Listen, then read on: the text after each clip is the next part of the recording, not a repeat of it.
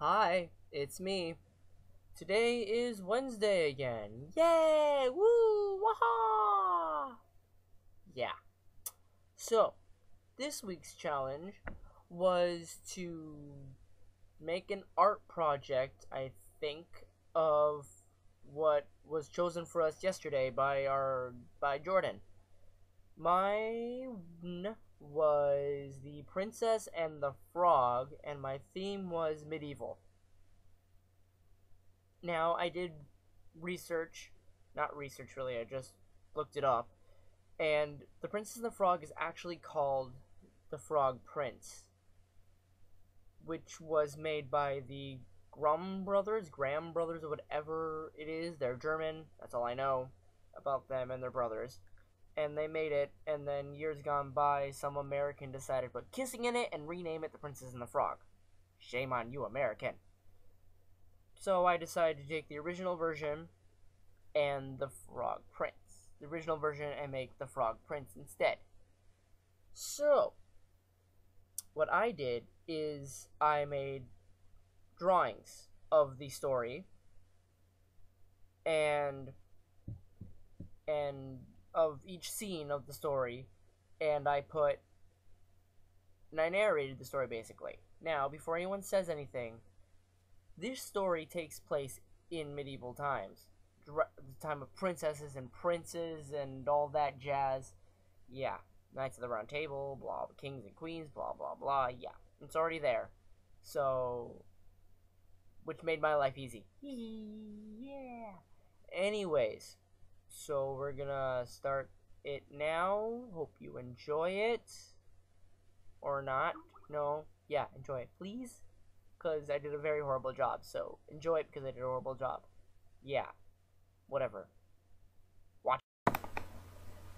Warning, you are about to see horrible stick figure drawings. If you have sensitive eyes, I suggest you skip this part. You have been warned. One fine evening, a young princess went into a wood and sat down by the side of a cool spring of water. She had a golden ball in her hand, which was her favorite plaything, and she amused herself with tossing it into the air and catching it again as it fell. After a time, she threw it up so high that when she stretched out her hand to catch it, the ball bounded away and rolled along upon the ground, till at last it fell into the spring. The princess looked into the spring after her ball, but it was very deep, so deep that she could not see the bottom of it.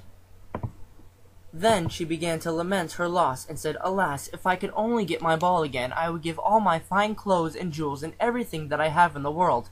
While she was speaking, a frog put its head out of the water and said, "Princess, why do you weep so bitterly?" "Alas," said she, "what can you do for me, you nasty frog? My golden ball has fallen into the spring." The frog said, "I want not your pearls and jewels and fine clothes, but if you will love me and let me live with you and eat from your little golden plate and sleep on your little bed, I will bring you your ball." "What nonsense," thought the princess. "This silly frog is talking. He can never get out of the well. However, he may be able to get my ball for me, and therefore I will promise him what he asks." So she said to the frog, "Well, if you will bring me my ball, I promise to do all you require." Then the frog put his head down and dived deep under the water, and after a little while he came up again with the ball in his mouth and threw it on the ground. As soon as the young princess saw her ball, she ran to pick it up, and was so overjoyed to have it in her hand again that she never thought of the frog, but ran home with it as fast as she could. The frog called after her, "Stay, princess, and take me with you, as you promised," but she did not stop to hear a word. The next day, as the princess sat down to her dinner, she heard a strange noise, tap, tap, as if someone was coming up the marble staircase, and soon afterwards something knocked gently at the door and said, "Open the door, my princess dear, open the door to thy true love here, and mind the words that thou and I said, by the fountain cool in the greenwood shade." Then the princess ran to the door and opened it, and there she saw the frog, whom she had quite forgotten. She was terribly frightened, and shutting the door as fast as she could, came back to her seat. The king, her father, asked her what had frightened her. "There is a nasty frog," she said, "at the door, who lifted my ball out of the spring this morning. I promised him that he could live with me, thinking that he could never get out of the spring. but there he is at the door, and he wants to come in." While she was speaking, the frog knocked again at the door and said, "Open the door, my princess dear. Open the door to thy true love here, and mind the words that I said by the fountain cool in the greenwood shade." The king said to the princess, "As you have promised, you must keep it. Go, let him in."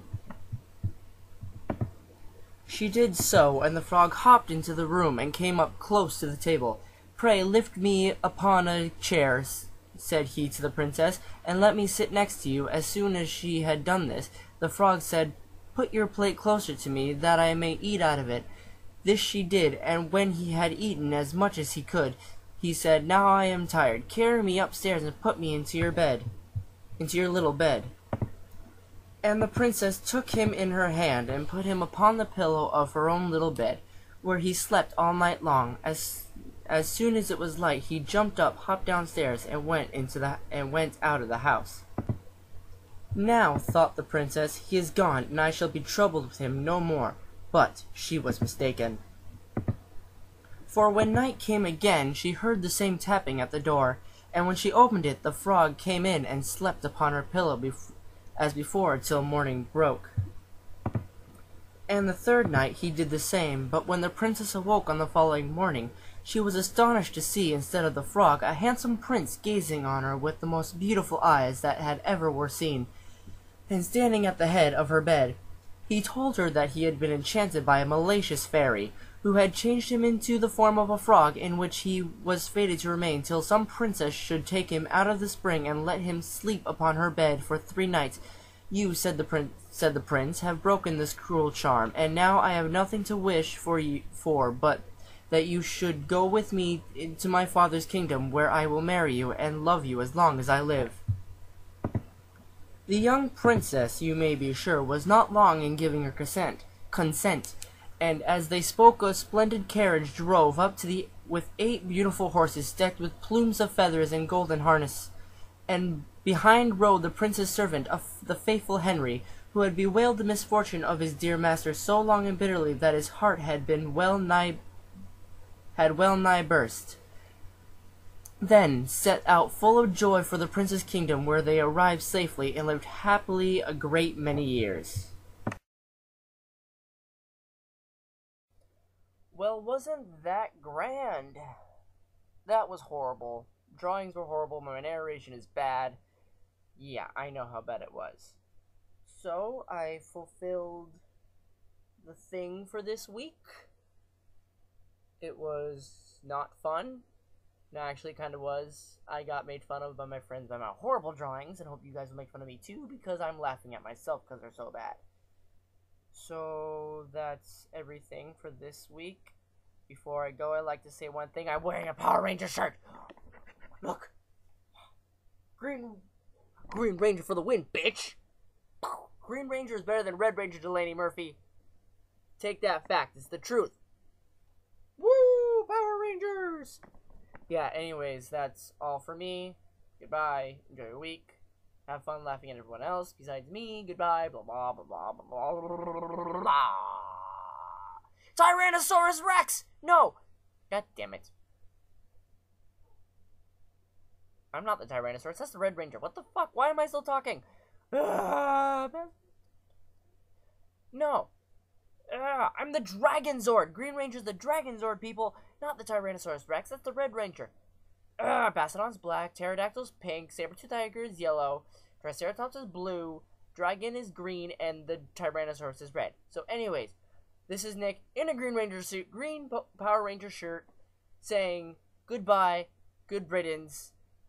Go Dragon Zord!